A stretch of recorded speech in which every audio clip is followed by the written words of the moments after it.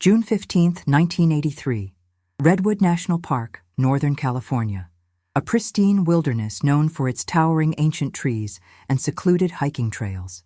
It was here that Christopher Davis, age 28, and his bride Amanda Davis, age 26, chose to spend their honeymoon. The young couple from Sacramento had reserved Cabin 7, a rustic retreat nestled deep within the park's boundaries, promising them privacy and natural beauty for their first week as husband and wife. The cabin stood isolated, accessible only by a narrow gravel road that wound through dense forest. Its nearest neighbor was over 2 miles away. For most visitors, this remoteness offered the perfect escape from modern life. For Christopher and Amanda, it would become something far more sinister. So glad to have you here. Comment your city so I can bring cases from your region and also know where you're watching me from. On June 22, 1983, James Sullivan, the property manager responsible for the cabin rentals, arrived for a routine check. The couple's reservation had ended that morning, but their vehicle, a blue 1981 Honda Accord, remained parked outside. Sullivan knocked repeatedly on the cabin door. No response came. Concerned, he used his master key to enter. Inside, the scene appeared strangely ordinary, yet deeply unsettling.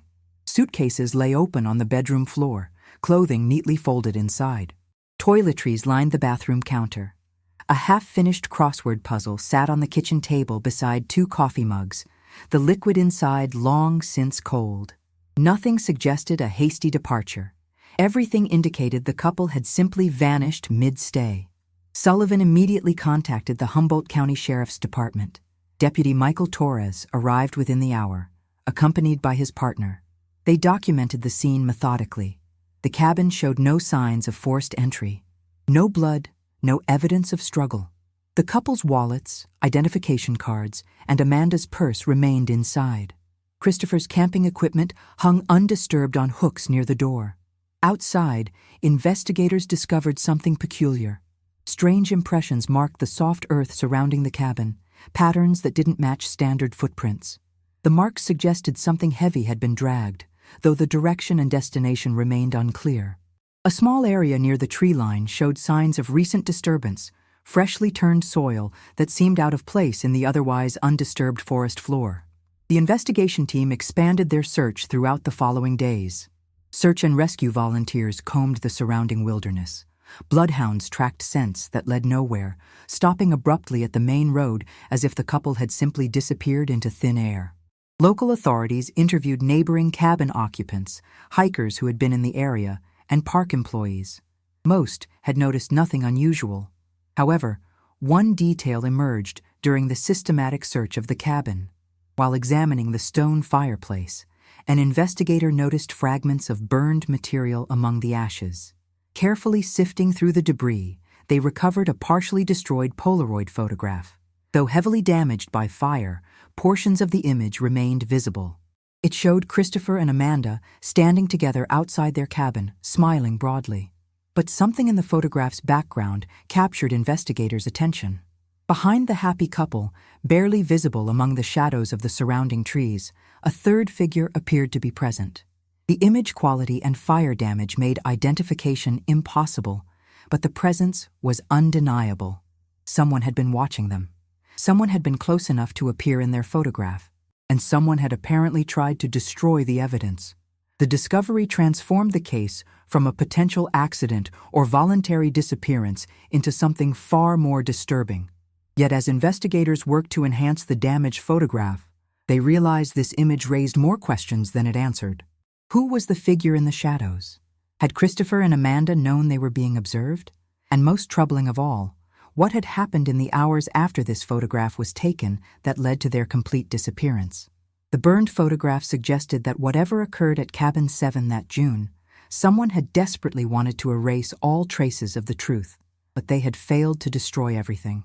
And what remained would prove to be just the beginning of a mystery that would span 4 decades before its darkest secrets finally emerged from the shadows of Redwood National Park. The discovery of the partially burned photograph shifted the investigation into a new phase. What had initially appeared to be a missing persons case now carried the unmistakable signs of something more sinister. Detective Sarah Mitchell from the Humboldt County Sheriff's Department took lead on the case, bringing with her 15 years of investigative experience and a reputation for thoroughness that would prove essential in the weeks ahead. Detective Mitchell began by retracing Christopher and Amanda's movements during their stay at Redwood National Park. The couple had checked into Cabin 7 on June 15th, arriving in the late afternoon. According to the guest log at the park's main office, they had seemed excited and affectionate, typical newlyweds embarking on their honeymoon adventure. The park attendant who processed their registration remembered them clearly, noting how Christopher had joked about finally getting away from wedding planning stress. But as investigators dug deeper into the couple's final days, disturbing details began to surface. A waitress at Murphy's Tavern, a small establishment located 15 miles from the park entrance, came forward with information. She remembered serving Christopher on the evening of June 18th, 3 nights before the couple disappeared. He had been alone, which struck her as odd for someone on his honeymoon. More significantly, she recalled an altercation. According to her statement, Christopher had been sitting at the bar when another patron approached him. Words were exchanged, though the noise level in the tavern made it impossible for her to hear the conversation clearly. The interaction had grown heated, with the other man appearing agitated and confrontational. Christopher had remained relatively calm, but the tension was evident. Eventually, the stranger left abruptly, and Christopher finished his drink before departing shortly after. The waitress provided a general description of the other man: tall, approximately 40 years old, with dark hair and a distinctive scar along his left jawline. This information opened new avenues of investigation. Detective Mitchell dispatched officers to canvass the area, showing photographs of Christopher to other local business owners and residents. Several additional witnesses came forward. A gas station attendant recalled seeing Christopher's blue Honda Accord on multiple occasions during the week. More intriguingly, he mentioned noticing another vehicle that seemed to appear whenever Christopher's car was present, a faded green pickup truck that would park at a distance but never approach directly. The investigation team worked to enhance the damaged Polaroid photograph using the best available technology in 1983. Though primitive by modern standards, the process revealed additional details about the mysterious figure in the background. The person appeared to be male, based on build and posture, and seemed to be partially concealed behind a large redwood tree. Most significantly, the figure appeared to be holding something, possibly a camera or binoculars, suggesting deliberate surveillance rather than coincidental presence. Telephone records from the cabin provided another crucial lead. The landline at Cabin 7 had been used to place 3 calls during the couple's stay. 2 were to Amanda's parents in Sacramento, brief check-in conversations that her family confirmed were cheerful and unremarkable. The 3rd call, however, went to a number that investigators initially struggled to trace. It had been placed on June 20th at approximately 9 in the evening and lasted 17 minutes. When detectives finally identified the number, it belonged to a payphone located at a rest stop along Highway 101, roughly 30 miles south of the park. This discovery raised immediate questions. Why would Christopher or Amanda call a payphone? The most logical explanation was that someone had called them from that location, providing the number for a return call. But who and why? Detective Mitchell contacted Amanda's close friend, Jennifer Hayes, who lived in Sacramento. The conversation proved revelatory. Jennifer had spoken with Amanda by phone on June 19th, just 2 days before the disappearance. During that conversation, Amanda had confided something that she had been hesitant to mention to her family. She told Jennifer that she felt uncomfortable at the cabin, that she had the persistent sensation of being watched whenever she stepped outside. Amanda had mentioned seeing movement in the trees on multiple occasions, though Christopher had dismissed her concerns as nervousness or tricks of light in the dense forest. More disturbing still, Amanda had told Jennifer about finding small items moved or disturbed around the cabin exterior. A lawn chair repositioned overnight, firewood restacked in a different arrangement, footprints near the windows that didn't match either her or Christopher's shoes. Amanda had asked Christopher about these observations, but he had attributed them to wildlife or park maintenance workers. Jennifer recalled that Amanda hadn't sounded frightened during their conversation, merely uneasy and hoping the feeling would pass. Armed with this new information, investigators returned to Cabin 7 for a more thorough examination. Crime scene technicians processed the exterior of the structure, paying particular attention to the windows and surrounding ground. They discovered multiple sets of footprints that didn't match Christopher's or Amanda's shoes. The prints suggested someone had stood at various vantage points around the cabin, positions that would offer clear views through the windows into the interior spaces. Most chilling was the discovery near the bedroom window. The ground there showed evidence of prolonged presence, compressed earth and disturbed vegetation, indicating someone had stood in that location for extended periods. Cigarette butts found nearby were collected for potential DNA evidence, though such testing remained in its infancy in 1983. The investigation expanded to include park employees and regular visitors to the area. Rangers provided a list of individuals who had been camping or hiking in the vicinity during the relevant time frame. Most were quickly accounted for and eliminated as persons of interest. However, one name on the list caught Detective Mitchell's attention: Richard Brennan. According to park records, Brennan had purchased a day pass on June 17th and another on June 19th. Rangers remembered him vaguely, a solitary man who had asked about trail conditions and remote areas of the park.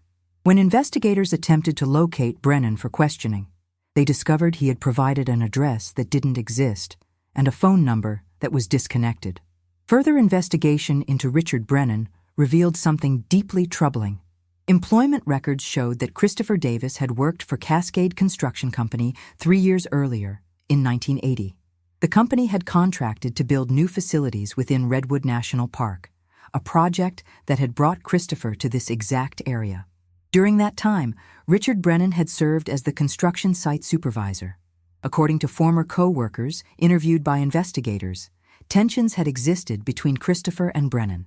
Multiple workers described Brennan as difficult and volatile, someone who took criticism personally and held grudges. The project had ended poorly for Brennan. He had been terminated following complaints about his behavior, including allegations of verbal harassment toward younger workers and misappropriation of construction materials. Christopher had been among those who had filed complaints against Brennan. In the construction industry's tight-knit community, such actions had consequences. Brennan had struggled to find work afterward, his reputation damaged by the circumstances of his termination. Several former co-workers mentioned that Brennan had made bitter comments about Christopher in the months following his dismissal, though no one had considered them serious threats at the time. Detective Mitchell obtained Brennan's last known address from employment records. He had been living in a small rented house approximately 40 miles from Redwood National Park. When investigators visited the location, they found it abandoned. The landlord confirmed that Brennan had vacated the property in late June 1983, leaving no forwarding address and owing 2 months' rent. He had departed hastily, leaving behind furniture and personal items. More significantly, property records revealed that Brennan owned a small parcel of land much closer to the park, purchased in 1981. The property was located in an extremely remote area, accessible only by rough logging roads that were barely maintained.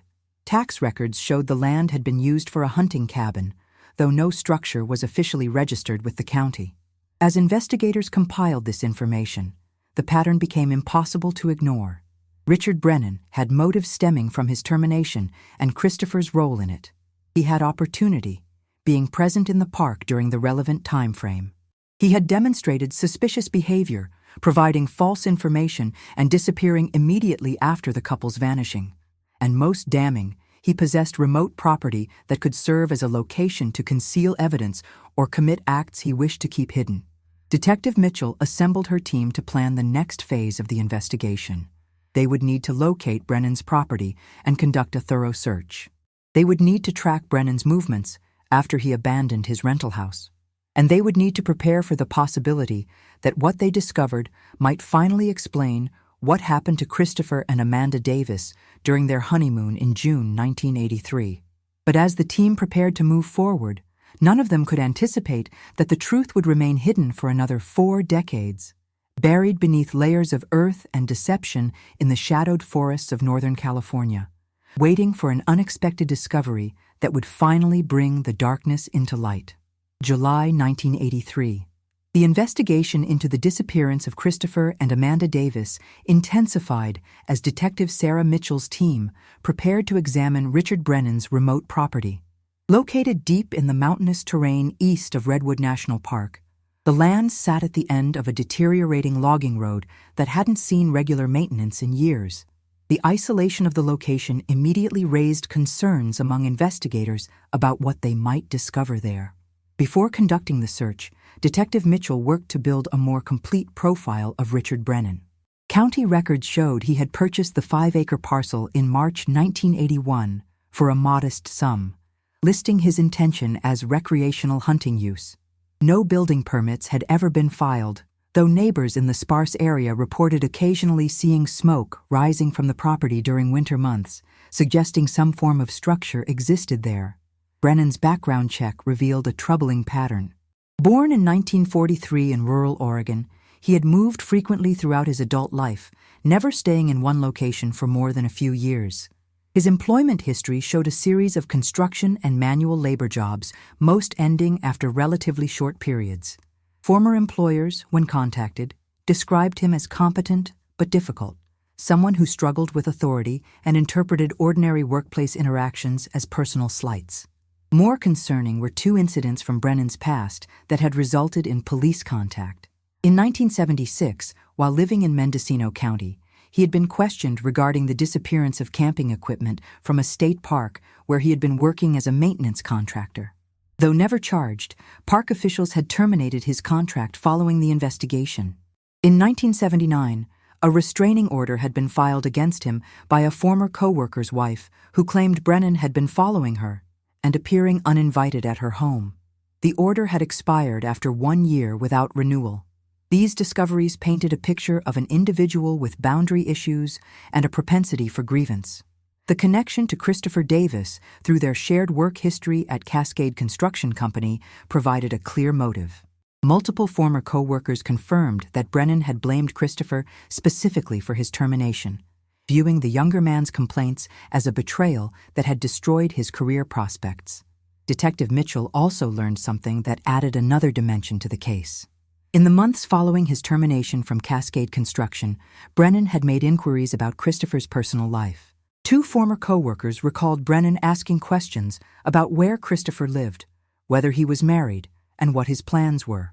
At the time, these questions had seemed like idle curiosity, or perhaps the bitter ruminations of someone who felt wronged. In retrospect, they suggested something more calculated. On July 8, 1983, a team consisting of Detective Mitchell, 4 deputies, a crime scene technician, and a search and rescue specialist made the journey to Brennan's property. The logging road proved nearly impassable, requiring a 4-wheel drive vehicle and taking over an hour to traverse the final 3 miles. The remoteness of the location was striking. No other properties existed within several miles, and the dense forest created a sense of complete isolation. The property itself was heavily wooded, with towering pines and thick underbrush that limited visibility. As the team carefully made their way onto the land, they discovered a crude structure approximately 200 yards from where the logging road terminated. The building was more substantial than a simple hunting cabin, but far from a proper residence. Constructed from rough-cut lumber and corrugated metal roofing, it consisted of a single room approximately 20 feet square with no electricity or running water. The cabin appeared to have been abandoned hastily. The door hung partially open, swinging slightly in the mountain breeze. Inside, investigators found basic furnishings: a cot with a sleeping bag, a propane camp stove, several plastic storage containers, and a small table with 2 chairs. Trash littered the floor, including empty food containers and beer bottles. A calendar hung on one wall, marked with X's through dates extending into late June 1983, then stopping abruptly. The crime scene technician methodically documented and collected potential evidence. Among the items seized were cigarette butts matching the brand found outside Cabin 7 at Redwood National Park, a pair of binoculars, multiple rolls of undeveloped film, and most significantly, a detailed road map of the park area, with Cabin 7's location circled in red ink. Notes written in the margins included dates and times, suggesting Brennan had been conducting surveillance and recording his observations. Behind the cabin, investigators discovered a storage area covered by a tarp weighted down with rocks.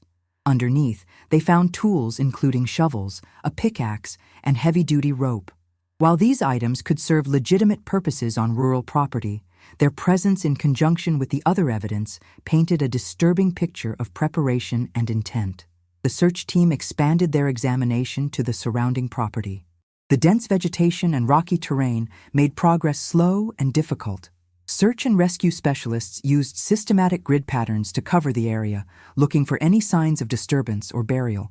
The forest floor was thick with decades of accumulated pine needles and decomposing organic matter, making it difficult to identify recently disturbed earth. As afternoon shadows lengthened across the property, one of the deputies noticed something unusual approximately 50 yards northeast of the cabin. A slight depression in the ground, barely visible beneath the forest debris, suggested the earth had settled unevenly. Clearing away the surface layer revealed soil that appeared to have been disturbed and then carefully concealed. The discovery prompted an immediate decision to bring in additional resources for excavation. However, before that work could begin, investigators needed to secure proper warrants and arrange for forensic specialists to be present. The team documented the location carefully, established a perimeter, and posted an officer to maintain scene security overnight. As they prepared to leave the property that evening, Detective Mitchell reviewed the evidence collected thus far. The circumstantial case against Richard Brennan had grown substantially stronger. His presence near the park, his surveillance activities, his hasty departure, and now the discovery of his remote property with its suspicious contents all pointed toward involvement in the couple's disappearance. Yet without locating Christopher and Amanda, or finding direct physical evidence linking Brennan to whatever had befallen them, the investigation remained frustratingly incomplete. What Detective Mitchell couldn't have known as she left Brennan's property that July evening was that the case was about to go cold. Despite extensive efforts in the following weeks, Richard Brennan seemed to have vanished as completely as his alleged victims. The disturbed earth on his property yielded nothing upon excavation. Enhanced analysis of the damaged Polaroid photograph failed to provide definitive identification. Leads dried up one after another. By autumn of 1983, the active investigation had stalled. Christopher and Amanda Davis were officially listed as missing persons, their case remaining open but with no clear path forward. Richard Brennan became a person of interest in an unsolved disappearance. His name entered into law enforcement databases, but with insufficient evidence to charge him with any crime. The file would sit in storage for decades, the details known only to investigators and the families who never stopped hoping for answers. The forests of Northern California kept their secrets, and justice remained frustratingly out of reach. But beneath the rocky soil and thick carpet of pine needles on that remote property, the truth waited silently, hidden so carefully that it would take 40 years and an unexpected act of nature to finally bring it into the light. March 12, 2023. Redwood National Park, Northern California. Park Ranger Nicholas Foster began his shift with a routine that had become familiar over his 12 years of service. At 41 years old, he had developed an intimate knowledge of the park's trails, wildlife patterns, and seasonal changes. This particular morning, his assignment involved assessing damage from the previous week's severe storm system, which had brought unprecedented rainfall and high winds to the region. The storm had been remarkable even by Northern California standards. Weather stations recorded over 8 inches of rain in a 48-hour period, accompanied by wind gusts exceeding 60 miles per hour. Throughout the park, the deluge had caused numerous trees to fall, trails to wash out, and hillsides to experience minor landslides. Ranger Foster's task was to document the damage in the park's more remote sections, areas that saw few visitors even during peak season. His route that morning took him along old logging roads that dated back decades, some barely maintained and used primarily by park personnel for access to wilderness areas. He drove his Park Service vehicle carefully, navigating around fallen branches and assessing which routes would require immediate attention from maintenance crews. The forest showed the storm's impact everywhere: torn branches, exposed root systems, and streams running high with muddy runoff. Approximately 15 miles from the park's main facilities, Ranger Foster turned onto a particularly rough track that led toward the eastern boundary of parkland. This area bordered private property, much of it undeveloped and rarely visited. As he navigated a sharp curve, something unusual caught his attention. A section of hillside showed fresh scarring where soil and vegetation had slid away, exposing the underlying earth in a way that looked different from typical erosion patterns. Ranger Foster stopped his vehicle to investigate. The hillside sat on what he knew to be private land, just beyond the park boundary, but the disturbance was significant enough to warrant examination. Park personnel maintained cooperative relationships with neighboring landowners, and documenting major changes to the landscape fell within his responsibilities. Climbing carefully up the muddy slope, Ranger Foster immediately noticed that the erosion had revealed something more than just bare earth and rocks. Protruding from the exposed soil were fragments of weathered fabric and what appeared to be synthetic materials that clearly didn't belong in a natural setting. His first thought was that he had stumbled upon an illegal dumping site, a frustrating but not uncommon discovery in remote areas. Moving closer for better examination, Ranger Foster realized these materials were partially buried at varying depths, suggesting they had been there for a considerable time rather than recently discarded. He carefully used a stick to clear away some of the loose mud without disturbing the site more than necessary. What he uncovered made him stop abruptly. Among the fabric and debris, he could see what looked unmistakably like the corner of a leather wallet, its surface degraded by time and moisture, but still intact enough to be recognizable. Following proper protocol, Ranger Foster immediately ceased his examination and contacted his supervisor. Within an hour, Humboldt County Sheriff's deputies arrived at the location, along with a detective from the department's cold case unit. The significance of the discovery wasn't immediately apparent to the responding officers, who initially treated it as a potential crime scene, but without context for what it might represent. Detective Lauren Hayes, who led the cold case unit, supervised the careful excavation of the area. Crime scene technicians worked methodically, documenting each item as it was revealed. The leather wallet that had first caught Ranger Foster's attention was carefully extracted and opened. Inside, they found a California driver's license, its plastic coating having protected it remarkably well despite 4 decades of burial. The name on the license was Christopher Allen Davis, with an address in Sacramento and an issue date of 1982. The discovery's significance became immediately clear. Detective Hayes accessed the department's database and pulled up the missing persons report from 1983. The photograph on the 40-year-old driver's license matched the image of Christopher Davis from the original investigation file. What Ranger Foster had accidentally discovered was potentially the final resting place of the honeymooning couple who had vanished without trace from Cabin 7. Over the following days, forensic teams conducted a careful excavation of the site. The disturbed earth revealed a deliberately concealed grave that had remained hidden for decades beneath layers of soil, rocks, and accumulated forest debris. The location had been chosen with considerable thought. Remote, unlikely to be developed, and positioned on a steep hillside where natural erosion would be minimal under normal conditions. Only the exceptional force of the recent storm had been sufficient to expose what had been so carefully hidden. As the excavation proceeded, investigators recovered additional items that painted a heartbreaking picture of interrupted lives. Amanda's purse, its contents remarkably preserved in a sealed plastic bag, contained her identification, some cash, and a small photo album from their wedding just weeks earlier. Christopher's watch, though no longer functioning, was still strapped around skeletal remains. Both had been wearing their wedding rings. The forensic examination confirmed what investigators had suspected. The remains belonged to Christopher and Amanda Davis. Forensic anthropologists analyzed the skeletal evidence to understand what had occurred.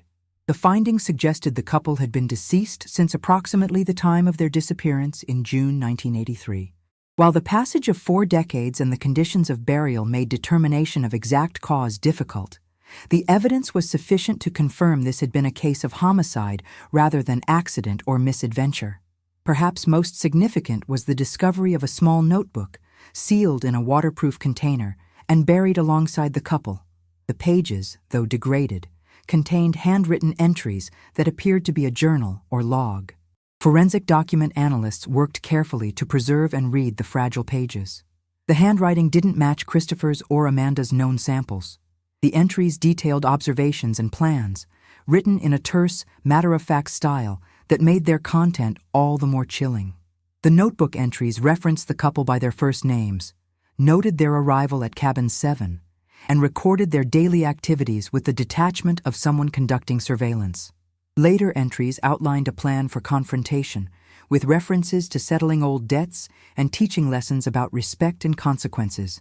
The final entry, dated June 21, 1983, contained only a single line noting that justice had been served and that the location would ensure the truth remained hidden.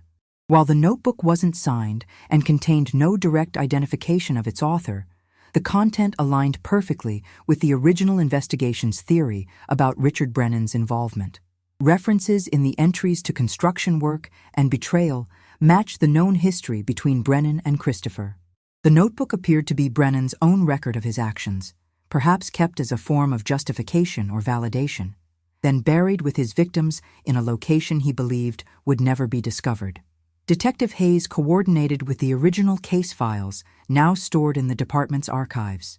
She reviewed Detective Sarah Mitchell's investigation from 1983, noting the thoroughness of the work and how close they had come to solving the case. The suspected location that had been excavated in 1983 had been on Brennan's property, but investigators had been searching in the wrong area. The actual burial site sat approximately half a mile away, in a location that would have appeared unremarkable and unlikely without specific knowledge of its significance. The question now facing investigators in 2023 was straightforward but daunting.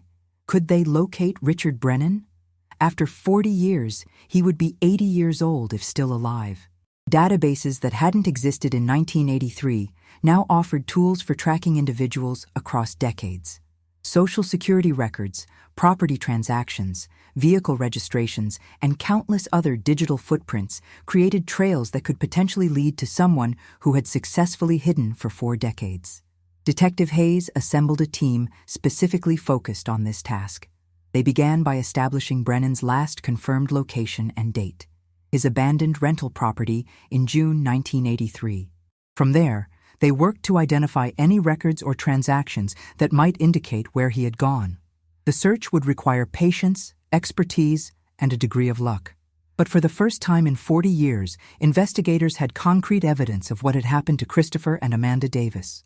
The discovery in the forest had transformed a cold case into an active homicide investigation. Families who had lived with uncertainty for 4 decades finally had answers, though not the ones they had hoped for.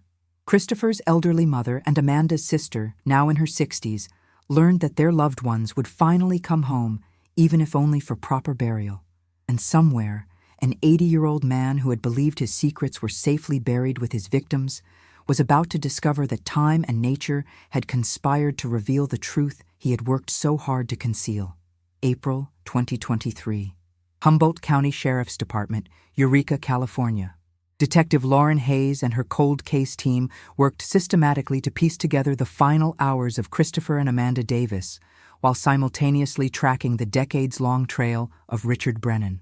The investigation now utilized technology and databases that hadn't existed in 1983, offering possibilities that Detective Sarah Mitchell could only have imagined 40 years earlier.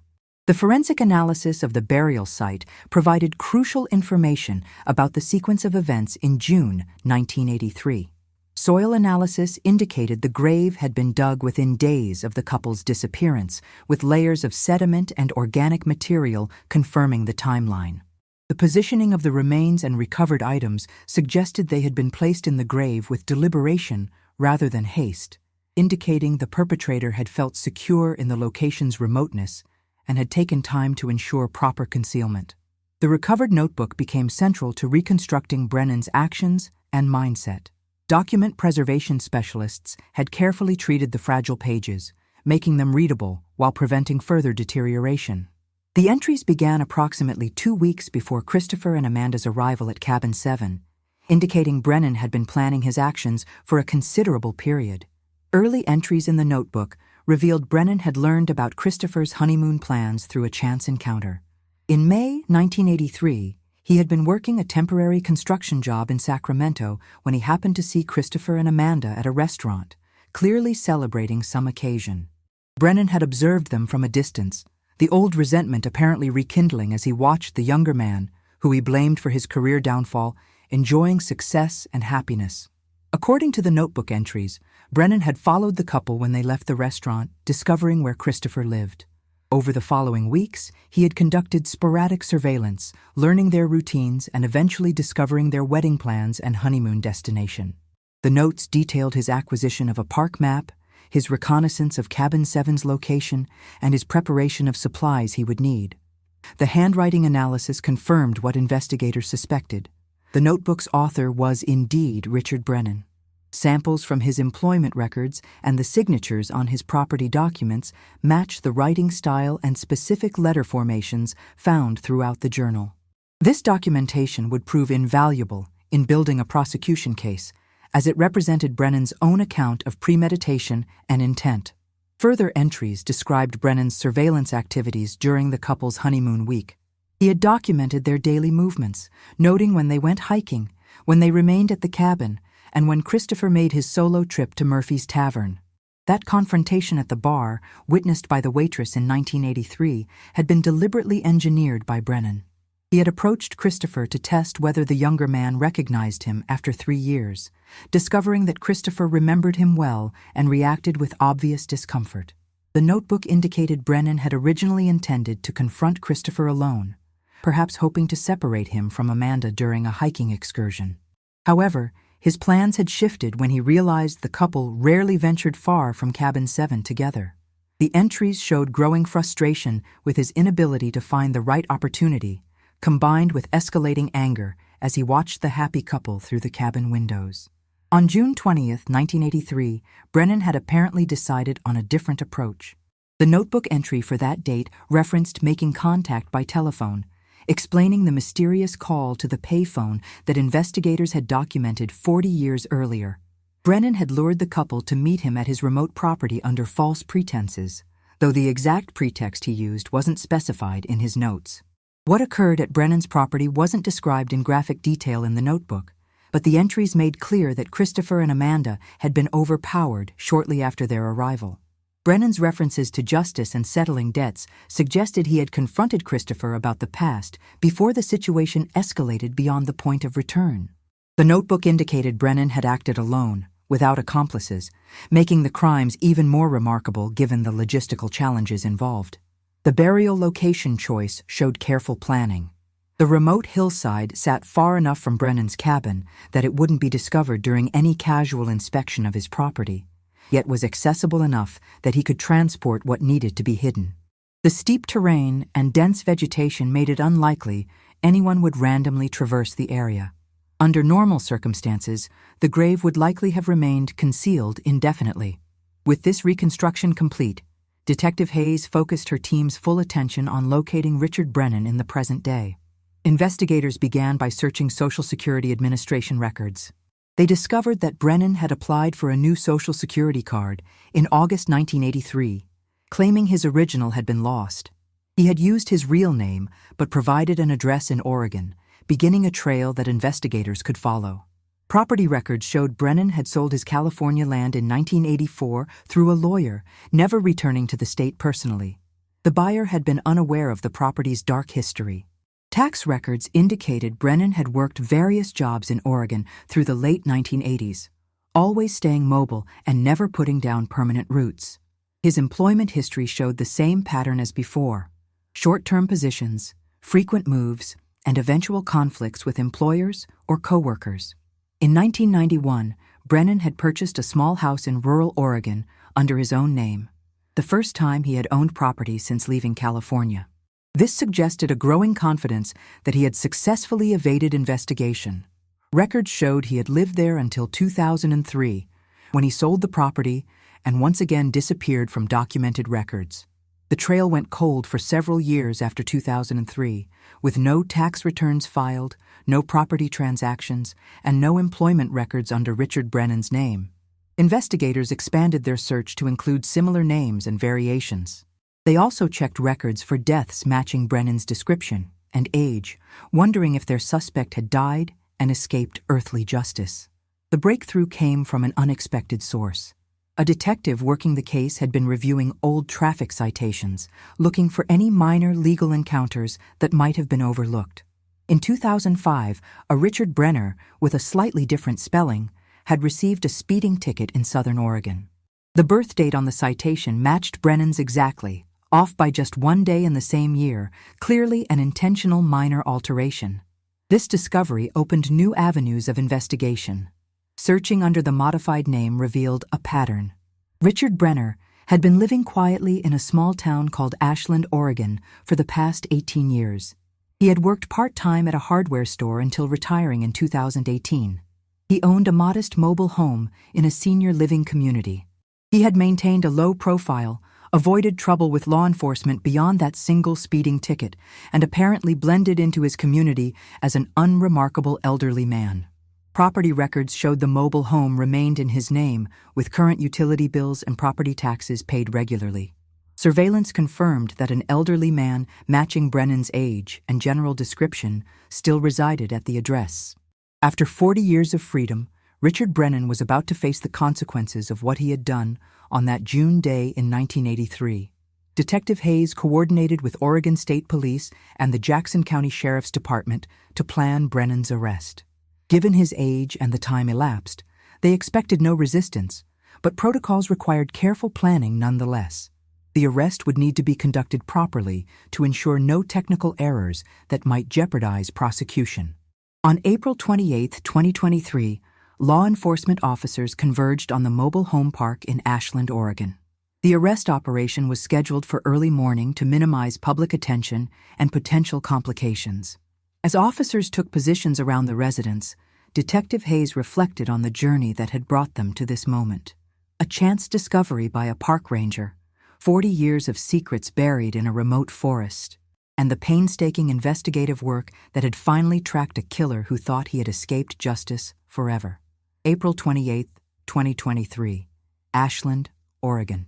At 6:15 in the morning, officers from multiple law enforcement agencies executed the arrest warrant for Richard Allen Brennan at his residence in the Peaceful Pines mobile home community. The man who answered the door appeared every bit his 80 years, with white hair, a stooped posture, and the general frailty that often accompanies advanced age. When officers identified themselves and stated their purpose, Brennan showed no surprise, only a weary resignation that suggested he had perhaps been expecting this moment for decades. The arrest proceeded without incident. Brennan was read his rights and transported to the Jackson County Jail for processing before his eventual extradition to California to face charges. Detectives executed a search warrant on his mobile home, seeking any evidence that might connect to the 1983 crimes or reveal whether Brennan had maintained any documentation of his actions. The search revealed a sparse, orderly living space typical of an elderly single man living alone. What made it remarkable was what investigators didn't find. No photographs, no personal mementos, no evidence of family connections or friendships. The mobile home contained only the bare essentials for daily life. It was as if Brennan had deliberately maintained a life devoid of meaningful connections, perhaps as penance or perhaps as protection against anyone learning too much about his past. In a locked metal box stored in a bedroom closet, investigators made a significant discovery.